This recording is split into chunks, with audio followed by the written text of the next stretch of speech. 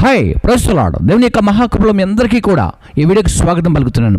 ప్రత్యేకంగా హైరా మీడి యాజమాన్యానికి హృదయపూర్వకమైనటువంటి శుభాలు తెలియజేస్తున్నాను. ఇక టాపిక్లోకి వెళ్తే అభినయ్ దర్శన్, ఇది అద్భుతమైనటువంటి ఆడియో కాల్. ఎవరి ఫాల్ గారు, ఎవరి డేవిడ్ గారు అమెరికా, కర్ణాటక అనేక ప్రాంతాల్లో 150 ఎకరాలు, అంతేకాకుండా అమెరికాలో సాఫ్ట్వేర్ ఉద్యోగి అంటే, కంపెనీస్ అంటే, ఇలాగున అభినయ్ దర్శన్ మాట్లాడుతున్నటువంటి ప్రతి మాట ఈ రోజున ఒక సంచలనాన్ని తీసుకొచ్చింది. కాబట్టి ఈ సమయంలో కొన్ని విషయాలు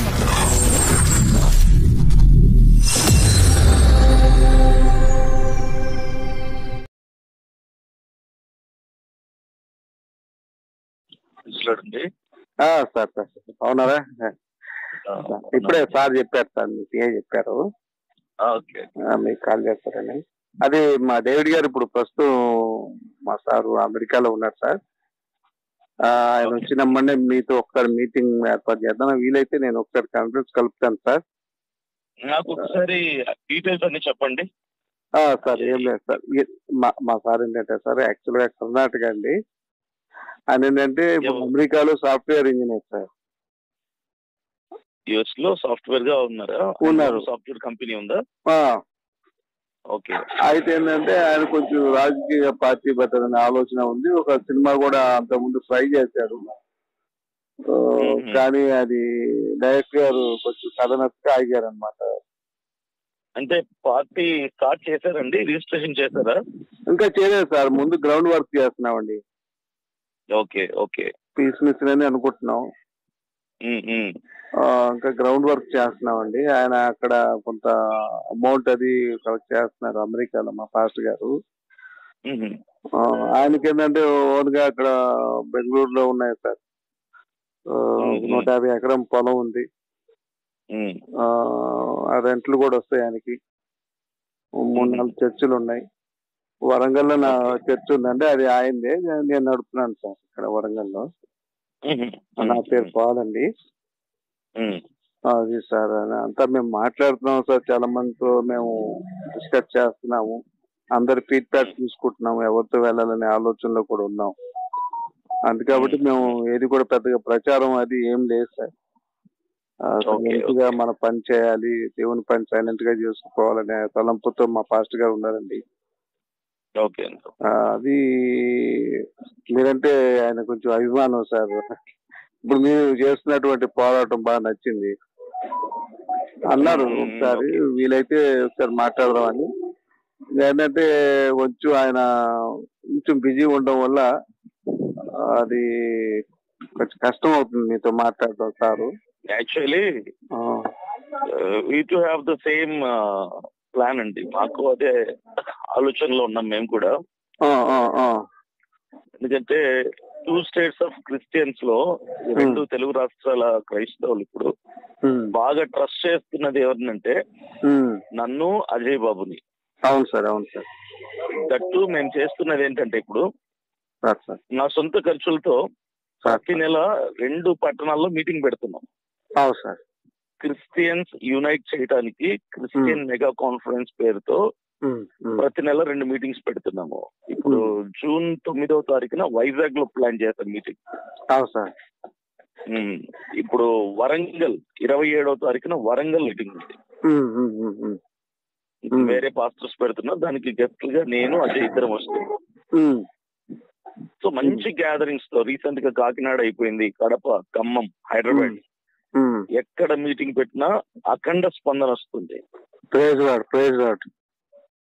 ఎందుకంటే ఈ ప్రవీణ్ పగడాల గారి ఇష్యూలో నుంచి మేము పోరాడుతున్నాం, మేము నిలబడ్డాము, మేము మాట్లాడుతున్నాం. ఈ విధానాలన్నీ క్రైస్తవ సమాజానికి బాగా నచ్చింది. దే స్టూడ్ ఫర్ అస్, నా కోసం వాళ్ళు నిలబడ్డారు. ది గ్రేట్ చేంజ్ ఏంటంటే ప్రవీణ్ పగడాల గారి మరణం తర్వాత క్రైస్తవులు వచ్చిన గొప్ప మార్పు ఇదే. ఇది వరకు ఎప్పుడు రాని మార్పు వచ్చింది. ఏంటంటే మన క్రైస్తవుడి కంఠం అసెంబ్లీలో మోగాల. ఖచ్చితంగా సార్, మేము కూడా అదే సార్. అంటే మా పార్టీ తరఫున కనీసం ఒక 3 ఎంపీలు, ఒక 10 మంది ఎమ్మెల్యేలు అయినా ఉండాలి అనే ఆలోచన మా పాస్టర్ గారికి ఉందండి. ఏంటంటే గోల్డెన్ స్పూన్ సార్ యాక్చువల్ గా. వాళ్ళు తాత ముత్తాతలే కొంచెం బాగా అమౌంట్ అది కలిగిన వాళ్ళు ఆడ. అక్కడ ఏంటంటే అప్పుడు సౌక రోజుల్లో 10,000కి 20,000కి ఎకరం కొన్నారు వాళ్ళ తాత వాళ్ళు. ఇప్పుడు అదేంటంటే ఒక్కొక్క ఎకరం 50 కోట్లు, 25 కోట్లు, 30 కోట్లు, 100 కోట్లు కూడా పలికే పొలాలు ఉన్నాయి వాళ్ళకి. Okay okay. అదంతా కూడా మనం ఏంటంటే దేవుని సేవకు వాడదామని. ఓకే అండి, మనకు ఒక ప్లాన్ ఉందండి దీనికి.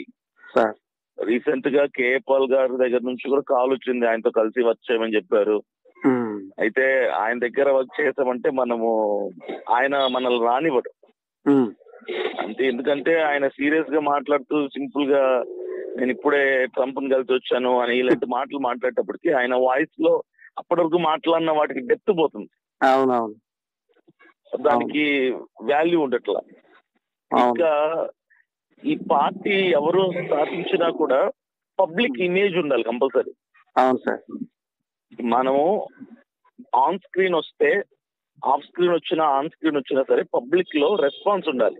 అవును సార్. మనకు పబ్లిక్ ఇమేజ్ లేకుండా ఏది స్థాపించినా పెడతామే. అవును సార్. దేవుని మహాకృపను బట్టి ఈ రోజు అది చేసుకోగలిగాను. అవును సార్. నేను కానీ అజయ్ కానీ ఇద్దరం కానీ ఆ ఇమేజ్ అనేది సంపాదించుకున్నాం. అవును సార్. మీకు ఇంకో విషయం తెలియకపోవచ్చు బహుశా, శ్యామ్ కిషోర్ గారు ఉన్నారు కదా. అవునండి. శ్యామ్ కిషోర్ గారు కూడా JCNM అని ఒక నేషనల్ పార్టీ రిజిస్టర్ చేశారు.